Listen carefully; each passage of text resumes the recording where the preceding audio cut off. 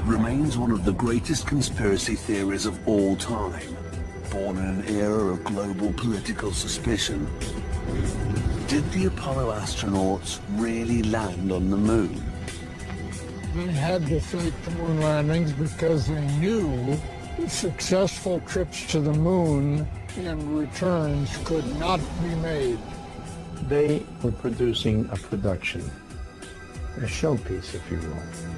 Those close to the missions have nothing but contempt for the skeptics. Their ignorance of science is so complete that there's point to try and argue with them.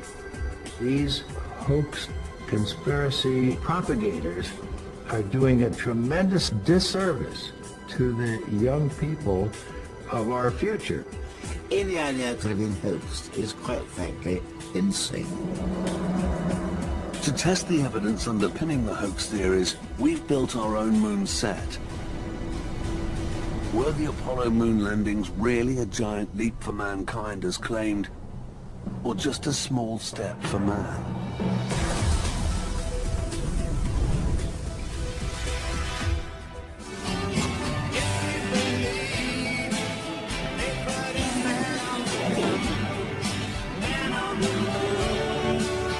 In the 21st century, one of our greatest achievements continues to fuel controversy.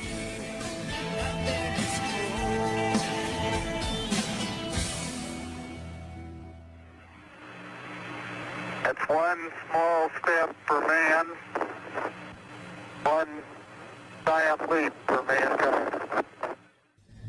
But were the Apollo moon landings the culmination of a carefully orchestrated hoax?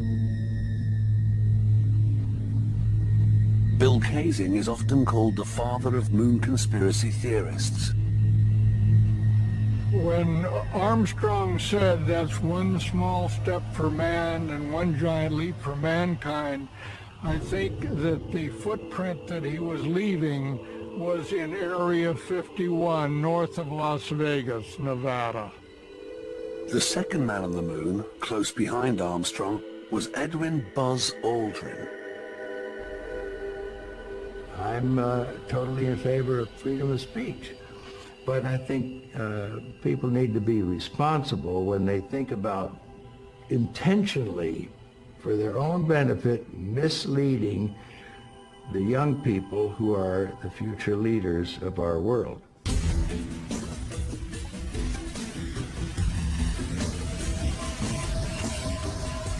Though the hardcore of dedicated conspiracy theorists is small, their ideas have, over the past 3 decades, found a wide and appreciative audience. 1 in 5 Americans are believed now to entertain doubts.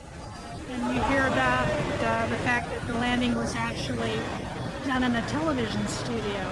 And there was just a big black background with, like, you know, fake stars and stuff. It's the flag being planted on the moon facing one way, and the shadow of the man being the other way. I mean, I've heard that maybe the terrain that was seen on the video wasn't accurate, the walking wasn't accurate. There are no stars in some of the photographs, and that there should be because there was no atmosphere and that the stars would shine so brightly.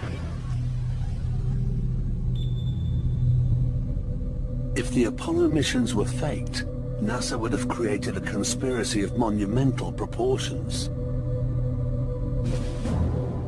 40 years ago, the Cold War locked the USA in an ideological struggle with the Soviet Union. On October the 4th, 1957, the Soviets launched Sputnik, the world's first satellite. It was a coup for communism. The breakthrough hit America right where it hurt, in the heart of high technology. Sputnik shocked a lot of people in this country. And I think the president was looking for a way to respond to this. And at the advice of a number of people, he chose an objective that he felt for sure we could be first. We choose to go to the moon in this decade and do the other things, not because they are easy, but because they are hard.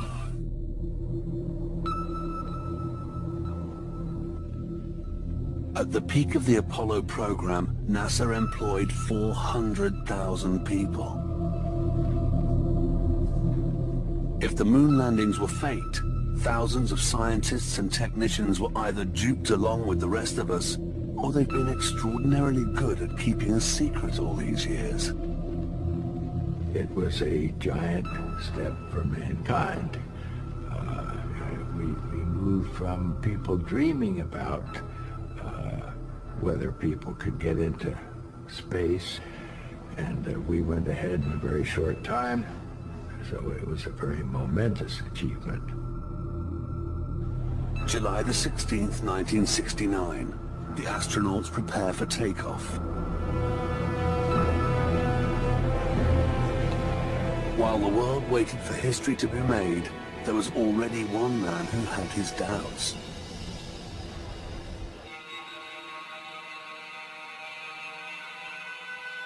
During the 1960s, Bill Kaysing was head of technical publications for Rocketdyne, a company involved in the manufacture of the Apollo rockets. This gave him access to top-secret documents. What he read led him to question the feasibility of the whole moon project. He claims the CIA had made 3 attempts on his life to silence his controversial views. Today, he keeps a low profile, living on a cat sanctuary in the Nevada desert. I really believe that they weren't in the command capsule at launch. They did a little bit of a magician act with the astronauts. They went up the elevator, but they came down the elevator. In other words, they did not want to risk the lives of the astronauts in case the Saturn blew up.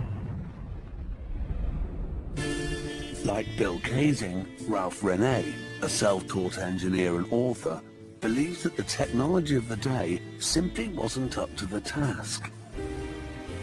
There is absolutely no way they went to the moon with what they had. In fact, there's no way they can go today. There's no way they can go tomorrow. You don't send man where you haven't sent the monkey. Nevertheless, the president had promised a man on the moon by 1970. If NASA couldn't do it, they'd have to fake it, with foolproof documentary evidence. Marcus Allen is the British publisher of Nexus, a magazine dedicated to alternative politics, history, and science. Those photographs can be demonstrated not to have been taken on the lunar surface. Now, if they were not taken on the lunar surface, there's only one other place they could have been taken, and that's on Earth. Documentary evidence from all 6 of the successful Apollo landings shows similar anomalies. In some, areas lit from behind, which should be in deep shadow, are bright and perfectly visible. In other pictures, the shadows are at near right angles, suggesting 2 separate light sources. Perhaps most surprisingly, there are no stars in the Apollo photographs, even though they were taken from space. When the archive film is sped up, the astronauts appear to be running at normal speed in terrestrial gravity. And why does the flag appear to be fluttering in a breeze, even though there's no wind on the moon? To test whether any of these allegations can be substantiated, we plan to create our own lunar set. Its location, the Trona Pinnacles, a desert area 4 hours from Hollywood, home of Illusion. Our moon set will be used as a backdrop, not to try and fake our own lunar landings, but to test the most famous hoax theories. We've brought in historically accurate props to recreate the iconic moments. A single high-wattage studio lamp will replicate the intensity of the sun as our sole light source. By challenging some of the most famous conspiracy arguments, can our experiments prove whether the small step for mankind was really the giant leap they said it was?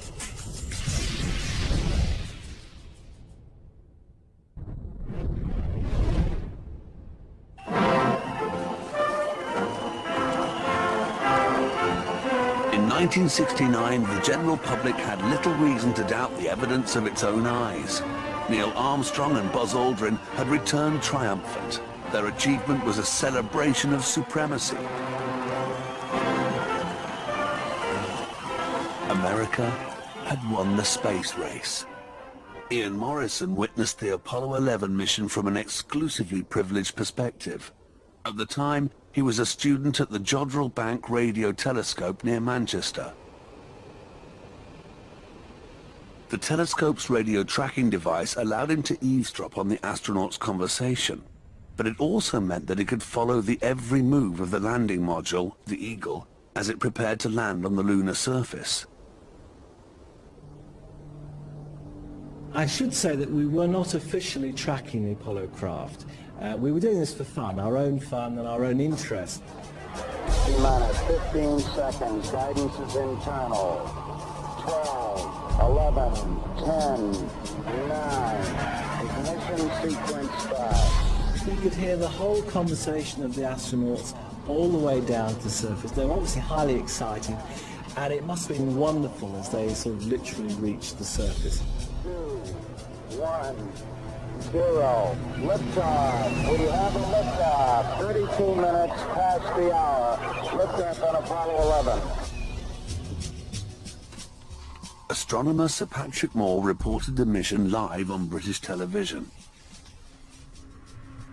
Ever since the dawn of human history, we dreamed about going to other worlds, and this was the first time it had been done. And of course it was an exciting time, and also a very tense one. And of course I knew both Neil and Buzz. And of course there was no provision for rescue. Had they made a faulty landing, they couldn't have got back. That would have been too ghastly to contemplate. But the skeptics claim NASA faced an uphill struggle. They could not guarantee success with the apparently primitive technology of the 1960s. This was brought into sharp focus just 14 months before the mission, when Neil Armstrong test-piloted a prototype landing module. Unfortunately, it went out of his control, and luckily he was able to eject before it crashed in flames. And of course the point is, if they couldn't get a simulator to work on Earth, how in the world could they get the actual lunar module to work on the moon? The conspiracy theorists not only question the technical capabilities of the landing craft, but also the computing power that guided it. The processing power of the Apollo 11 spacecraft has been likened to that of a pocket calculator. Jim Oberg is a former space shuttle engineer. He was commissioned by NASA to write a book denying the conspiracy claims.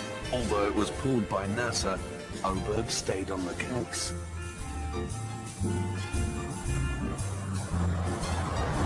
It's pretty amazing to realize there's probably more computer technology here in the automobile than in the Apollo spacecraft. But as Jim points out, it's the way you use it that counts. The Apollo computers, spacecraft computers in those days, spoke pretty much numeric language. Unlike modern-day PCs, the Apollo computers didn't have to store files or process graphics. They were dedicated number crunchers transmitting information from the mainframe computers on Earth to the astronauts in space. But it was still a very simple computer, and yet the exact tasks needed were well defined and well understood.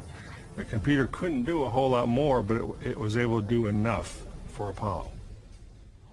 At Jodrell Bank, Ian Morrison could chart the crucial last minutes of the computer-guided Eagle as it prepared to land.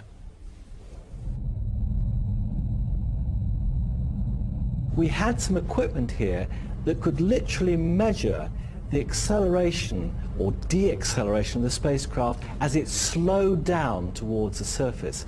And it's shown here graphically, and this is literally just a copy of the original graph that we have.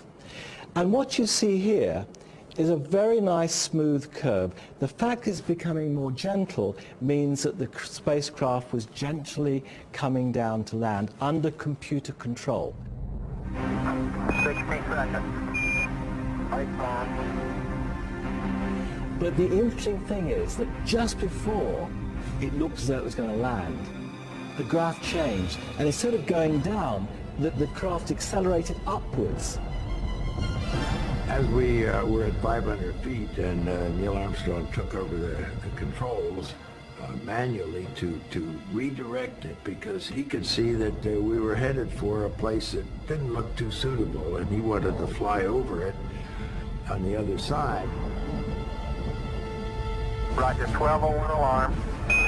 Roger, we got you. We're going at alarm. Neil Armstrong realized the automatic pilot was taking him straight down into a crater. He lifted the LAM up, and you can see there's quite a little bump here as he accelerated up from the surface. And then you see this rather wiggly bit as he basically flew over the surface beyond the crater and finally brought the LEM to land.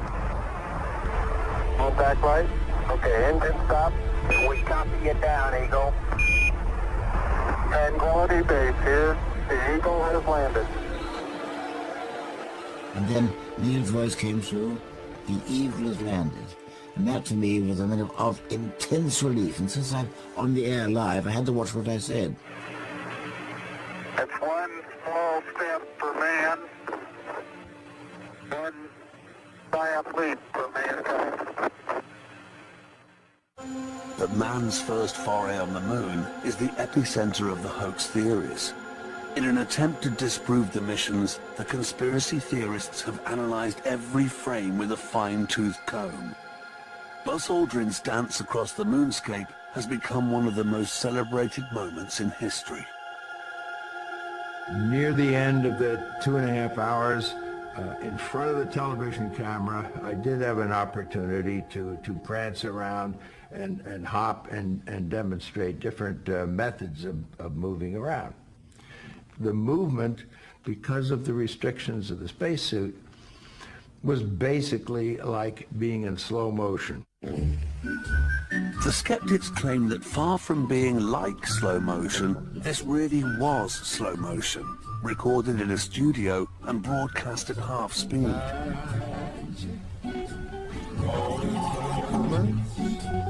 Speed up, Buzz, and he appears to be running, albeit clumsily, in terrestrial gravity.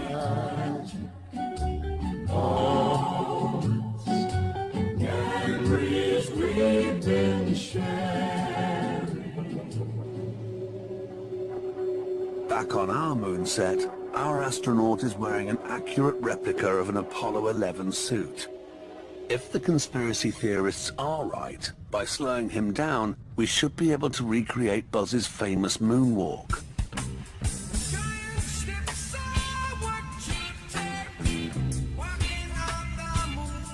The ungainly lope looks half right, but our astronauts still can't achieve the characteristic bounce and weightless grace of Buzz's original.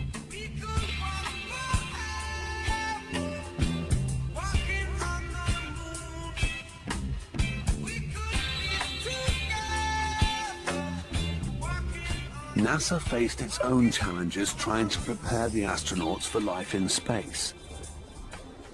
Well, there were a lot of different schemes of suspending a person and taking up 1/6 of his weight by pulleys or working on a sort of a slanted platform.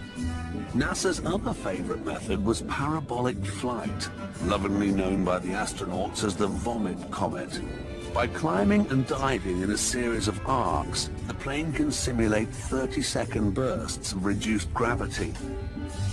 This gave astronauts a feel for the ups and downs of life in space, but the suggestion that an entire lunar landscape could have been built inside the aircraft stretches credibility well beyond breaking point. For the skeptics, refuting the moonwalk theory means nothing. They claim they have all the proof they need in the photographs. I do not think it was feasible for the astronauts to take the wonderful pictures that NASA has presented as having been taken on the moon. There are so many impediments that were natural. The fact that they wore gloves that couldn't be manipulated, the fact that they didn't have any sources of light, any flash. Ralph Rene also believes the design of the Apollo suits would have prevented the astronauts operating anything as delicate as a camera.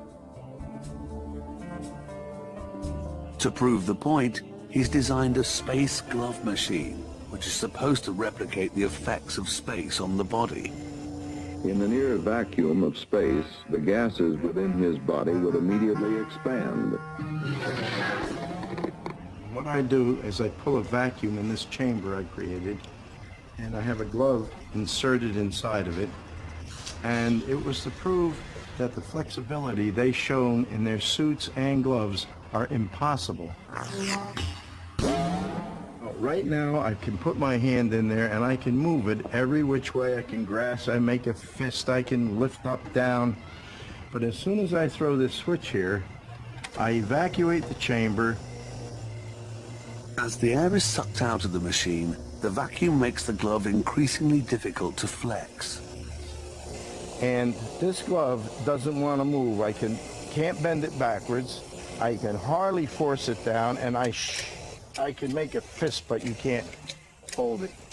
And you could never pick, I mean, how could you pick up small screws and bolts like they've shown them to do, or trigger a little tiny trigger on a camera with the glove doing this?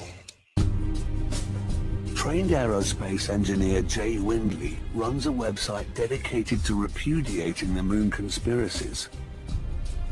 His passion and knowledge runs deep. For this program, he has agreed to challenge the most persistent conspiracy claims. This is a Hasselblad EL500 camera manufactured specially for the lunar missions. It attached to the spacesuit via this bayonet. The camera would have a framework surrounding the bottom and rear of the camera, and it would slide down onto the control unit here so that the astronaut could work with his hands without worrying about the camera. The lunar cameras didn't need a viewfinder. The restrictions of the helmet made it impossible for the astronauts to look down and frame a shot. Basically, you could just sort of point that camera at what you wanted without having to really look through a viewfinder. According to the conspiracy theorists, this was a major impediment. This is where the shutter is on the Hasselblad camera, which cannot be seen from inside the helmet the astronauts are wearing. So how do they know they've taken a photograph? How do they know their fingers even got onto the shutter? How do they know they pressed it? The shutter release, normally a very small button, has been made especially large so that it can be pressed with an astronaut's glove. Reinforced inner suits also helped the astronauts manipulate the camera, as did several other design features. The Zeiss Biogon lens here has been fitted with these little paddles to allow the astronaut to manipulate them with clumsy fingers. You just push it in either direction. The focus ring has been fitted with stops that correspond to near, medium, far, and infinity. So he didn't have to pay attention to whether he was 8 feet or 9 feet away from a subject. He wouldn't have to very carefully measure it. Richard Underwood was responsible for training the Apollo astronauts in the art of lunar photography. Even in the early days, before they went to the moon, I'd say, you know, when you get back from this journey, you will be a national hero. But your photographs, I say, if they're good, they'll live forever. I tell them your only key to immortality is the quality of your photography. Nothing else. Forget all the other stuff.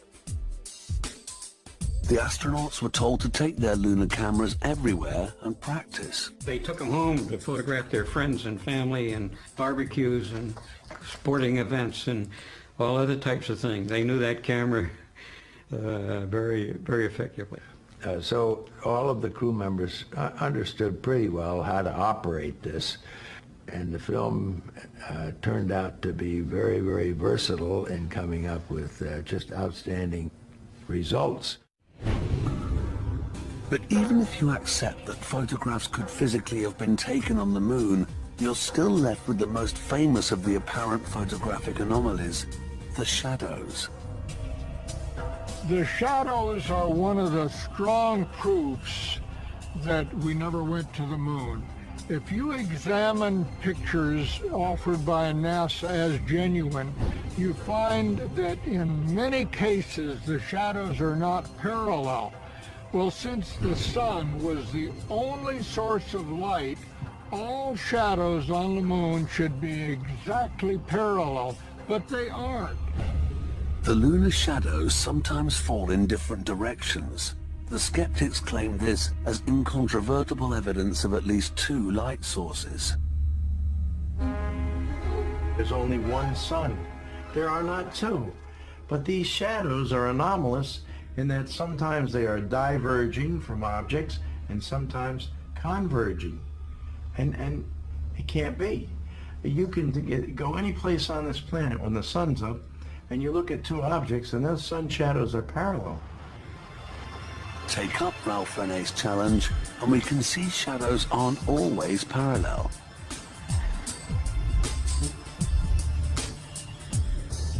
Shadows are a very poor way of determining the direction of the light source because they tend to diverge and converge based on the shape of the object that casts them, and also because of the terrain that lies underneath them.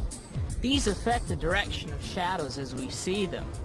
A conspiracy theorist can make that shadow go one direction or another, both literally and figuratively, and he can drive a wedge in the layman's uncertainty about them. The skeptics have also called into question areas that should be in shade, claiming a second light has been used to highlight areas that should have been a dense black. Well, let's have a look at one of the most famous photographs of the 20th century, Man on the Moon. It was taken by Neil Armstrong of Buzz Aldrin on Apollo 11. Given that it's very harsh light, as you can see here, where it strikes directly, you would expect the shadow area to be virtually invisible, but it's not. Yet on our moon set, we can see the single light source does not create heavy shade. As you can see, there is only one light source in this entire picture, and it's behind us. According to the conspiracy theorists, this side of the astronaut should be in total shadow. But it isn't. What's happening? The light from the ground around us is being reflected back up toward the astronaut, and it's illuminating this portion of him. The symbolic highlight of Apollo, the planting of the American flag, has also generated deep suspicion. Wherever there's an American flag, it's always brilliantly lit up, even if it's on the shadow side. And on the shadow side, that should be really dark black. But they had little spotlights, obviously, because that's the only way you can do it. Oh, geez, that's great. Is the lighting halfway decent? Conspiracy theorists say that it's suspicious for the flag to be brightly lit on both sides in all of the photographs. They say it should appear in shadow at some point. Here we can see our flag brightly lit from the front, but if we move around to the back, we can see that even with our single light source, it's still brightly lit. The light is shining through and making the flag glow. But this does not explain how a flag can wave in a windless environment.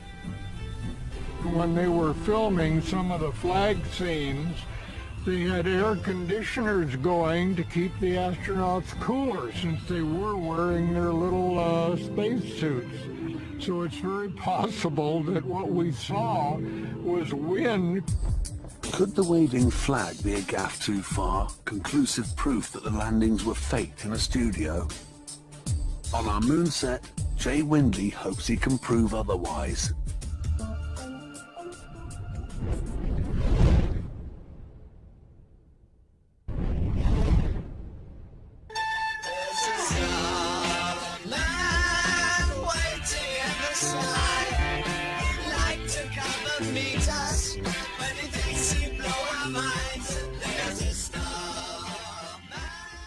The stars and stripes planted by the Apollo astronauts provides the conspiracy theorists with what they believe is a trump card. What I see is a flutter which is caused by variable wind pressures. So the picture could not have been taken on the moon no matter what the apologists say. Either that or the moon has a breeze. Despite their preparations on Earth, neither Neil Armstrong nor Buzz Aldrin quite knew what to expect as they prepared to raise the flag. Putting the flag on the moon was really a symbolic highlight of the mission. It was one that we had not really rehearsed. Neil knew where the flag was stowed. We brought it out, then we had to put the two pieces together.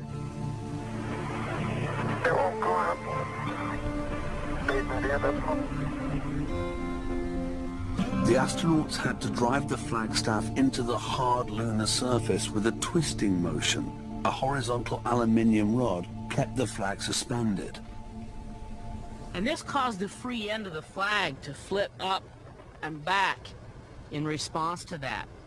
Also, this is an aluminum tube, very similar to the ones used on the Apollo mission. It's very springy. If I cause it to spring and then let go of it, we see that this motion continues long after I've let go of it. On Earth, this pendulum motion would be damped, in engineering terms, by air resistance. But on the moon, there is no air to slow the flag down and stop it waving. Most obvious evidence the flag was on the moon and not in any air is that whenever people walked by it, it didn't move at all. It only moved when someone was working with the staff or letting go as it rocked back and forth. It didn't billow like it was being hit by a burst of air. It swung back and forth like maybe a sheet of chainmail would. Try it yourself. Try this at home.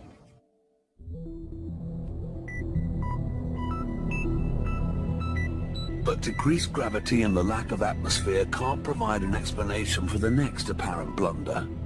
When the 16-ton Eagle touched down, it should, claim the skeptics, have disturbed the surface of the moon, blowing the top layer of dust away to expose the rock beneath.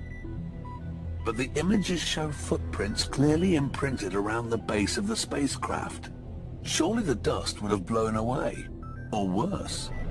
This enormously powerful jet of flame and heat and gas, it would have easily scooped up an enormous crater. In fact, there was supposition that the crater would have been so big that the lunar lander would have disappeared into it. That's true.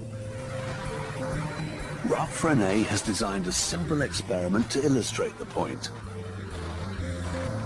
He's calculated that the landing module would have been approximately 26 times more powerful than a domestic leaf blower. And if a humble leaf blower can leave a crater in a gravel pit, the module with 10,000 pounds of thrust should have made a canyon. They didn't move dry dust. They didn't move little rocks. They didn't move anything.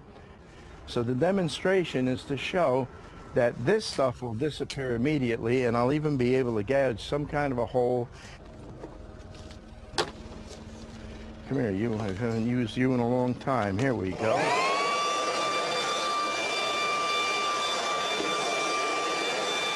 According to Ralph Rene's experiment, the moon, like the gravel pit, wouldn't have stood a chance.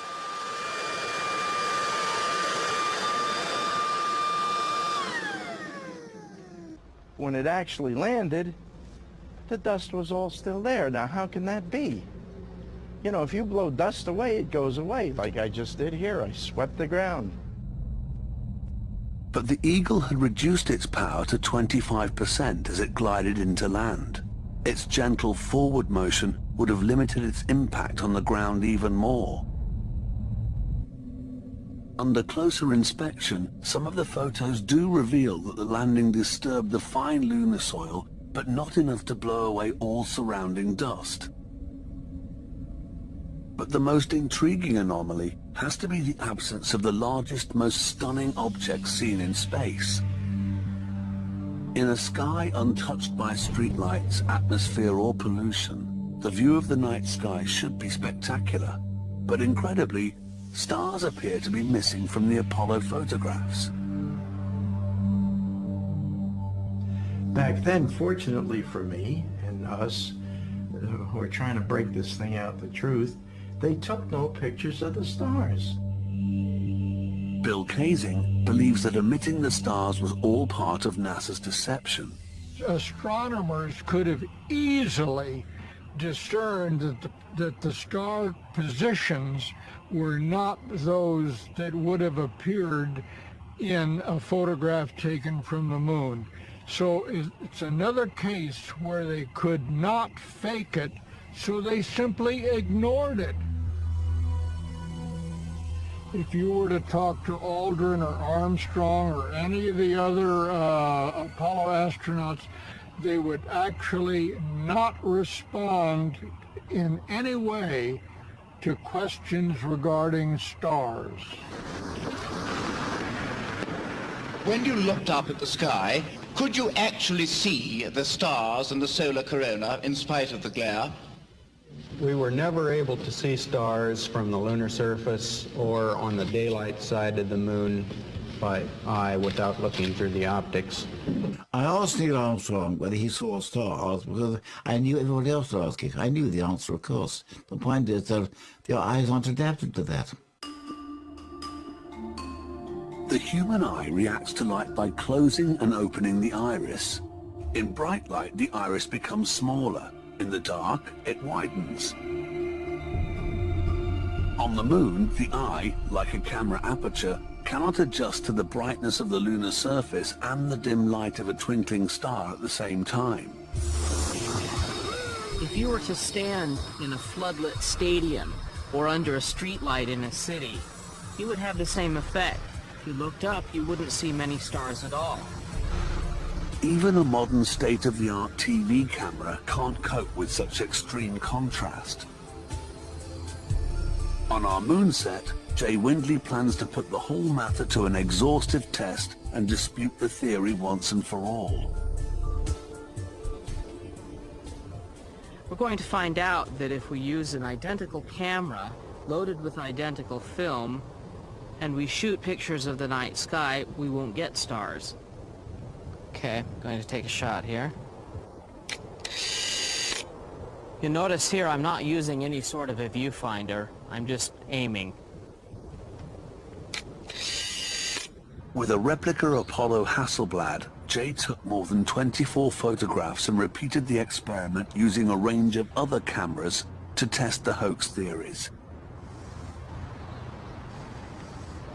The morning after, the negatives were developed at an independent processing laboratory in Los Angeles.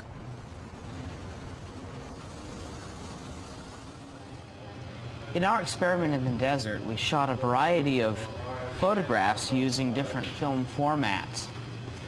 In this 35mm photograph, we see that the shadows of the crew members in our single light source very distinctly converge together. In fact, there's almost a 90-degree difference in the apparent shadow direction. In this photograph here, we see the effects of terrain on the shadows. The hills change the apparent direction of shadows. The astronaut's shadow here falls in one direction. The shadow of the crew falls in yet another direction because of the hill. These results directly contradict the conspiracy claims. Like the Apollo astronauts, we had to guess at our focusing distances and our exposure settings. And because we had no viewfinder, we had to guess at the direction the camera was pointing. And you can clearly see that even with those handicaps, we were able to take quite usable photographs. You can immediately see that there are no stars in this photograph, even though the stars were very bright during our experiment. They're simply too dim to be registered on film at the exposure levels that we used to take these photographs. The evidence appears to be overwhelming. But still, the skeptics refuse to lie down and roll over. A mysterious rock in a notorious Apollo 16 photograph has only added fuel to the fire. It's a rock that obviously was made out of paper mache, and very clearly on the rock is the letter C. Ralph Renee believes the C rock was probably the C prop. Somebody told me that in Hollywood, when they do a set, the set manager comes around and drops cards on the ground, and it says A, B, C, D, E, F, G, H, or 1 to 10 or whatever, and the prop men, whatever you call these people, they come out and they put that particular prop over the card. But in Hollywood, they're smart enough to turn the thing upside down so you can't see the mark on the prop. NASA simply claims that this photo was a freak accident, that the C is in fact a hair on the negative.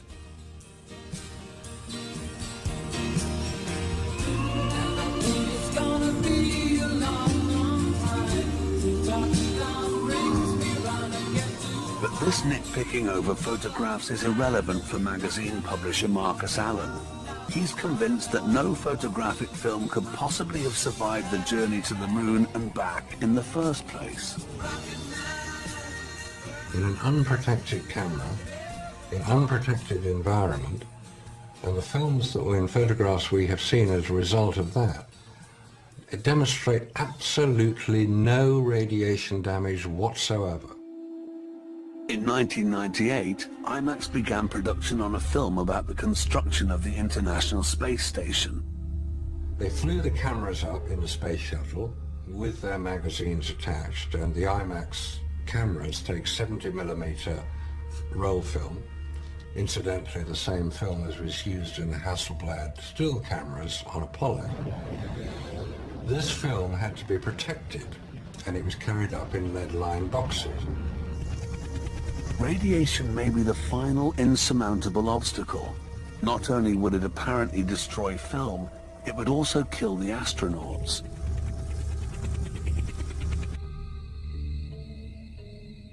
The Earth's magnetic field shields our planet from high doses of radiation. But beyond this, in space, the conspiracy theorists claim the astronauts' fragile flesh will be bombarded by an arsenal of deadly forces. The moon is irradiated by the sun constantly with terrible heat, and of course there's cosmic radiation, and then there are micrometeorites that travel 60,000 miles an hour that would go right through the camera, the film, and of course the astronauts themselves. While the odds against a micrometeoroid hitting an astronaut are believed to be extremely low, any puncture would be decidedly uncomfortable.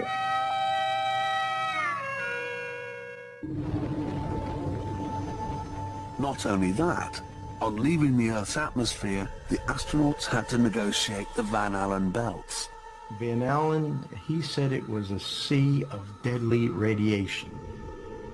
You would pick up a death dose just about the time you got through the Van Allen shield. You'd be cooked and you'd be dying.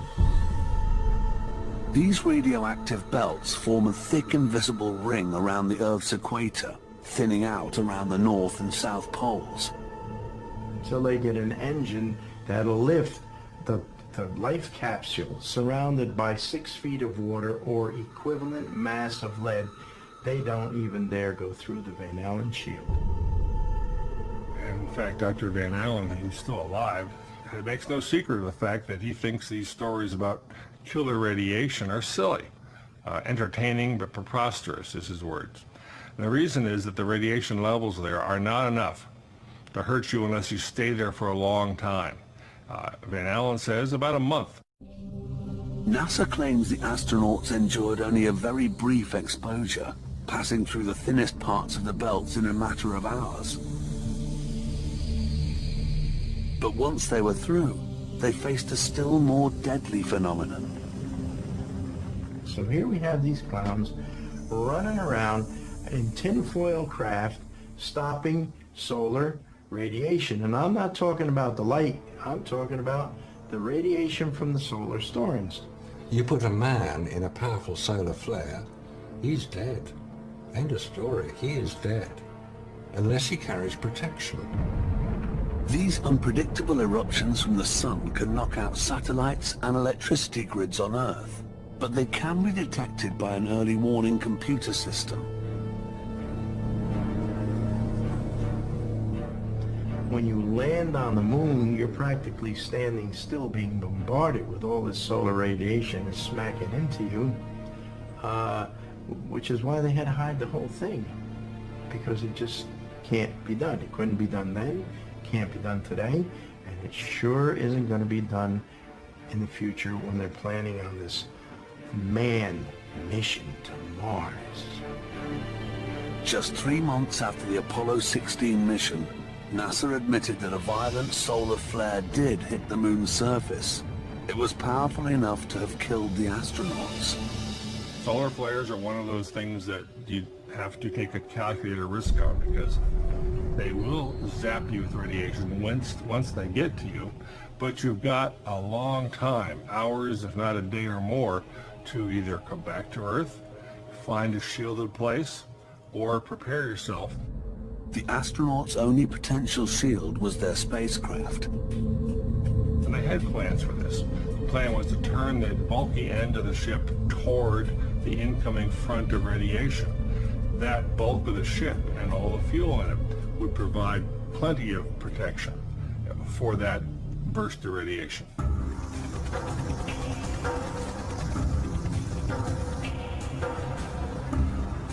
The conspiracy theorists believe that radiation is the final nail in the coffin, scientific proof that the astronauts could not have survived a trip to the moon and back.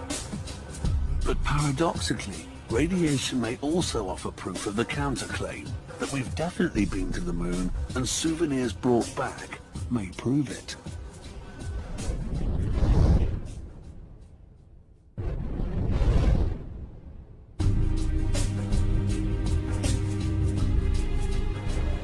In total, the Apollo missions brought back over 382 kilograms of lunar soil and rock samples, which were distributed to laboratories all over the world.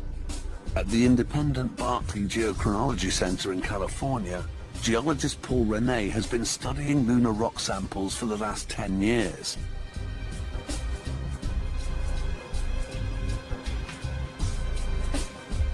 His main interest is the tiny glass spherules found on the moon's surface, created by the intense heat of a meteorite impact. The spherules that we've been analyzing are tiny balls of glass, so they're like magma that we find on the Earth in that sense. But they've cooled very, very quickly, and so they form a essentially uniform glass sphere. With less gravity to distort their shape, lunar spherules are generally larger and rounder than their Earth counterparts. But it's the age that really sets them apart. In this copper disc, we have loaded 145 of these lunar spherules. This copper disc will then be loaded into a sample chamber, which you can see here. By using a laser heating system to release the gases contained in the spherules, Paul Rene can test them for cosmic radiation, determining their age and thus the Holy Grail, their true origin.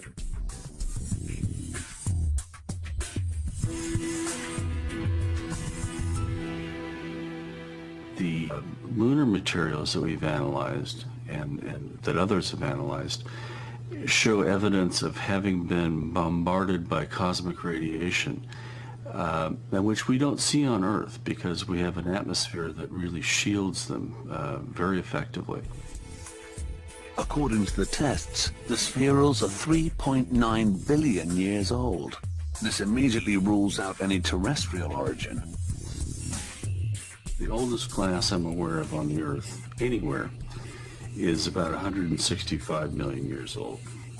So the Earth, with its very dynamic environment, does not tend to preserve these glassy objects, whereas the moon, being essentially dead from a thermal point of view, does tend to preserve these things. The results that we obtained are absolutely definitive proof of a lunar origin. I can say with utmost assurance that they were derived from the moon. The conspiracy theorists have heard this sort of thing 1,000 times. They're not fooled for a second. The lunar rocks were fake, just like the pictures were in the stories of the astronauts. NASA has a ceramics laboratory where it would have been very easy to produce the 800 pounds of rocks allegedly brought back from the moon. But it's evidence the astronauts left behind, not what they brought back, that may finally prove the skeptics wrong. Each mission set up a series of experiments. More than 30 years after the Apollo 11 mission, one of them continues to function, the Lunar Laser Ranger.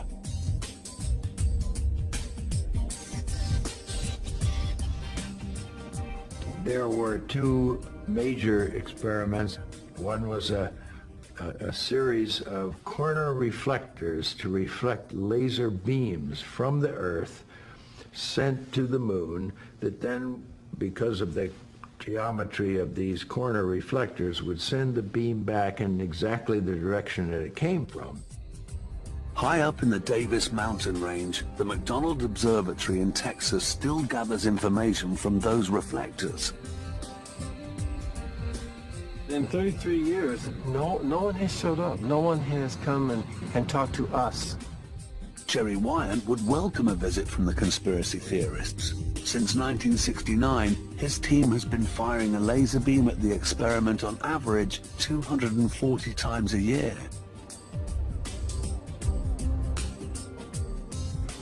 And of course, at Apollo 11 site is where the United States placed its first lunar retro package.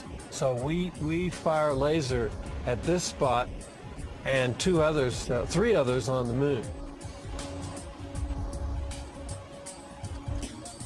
Now we've turned the laser on. In a few seconds you'll see the splash. The laser hits the apparatus on the moon's surface and is reflected back as a series of pulses, invisible to the human eye. By measuring the amount of time it takes for each laser pulse to return to Earth, Jerry and the team can gather exact information about the Earth's position in the solar system.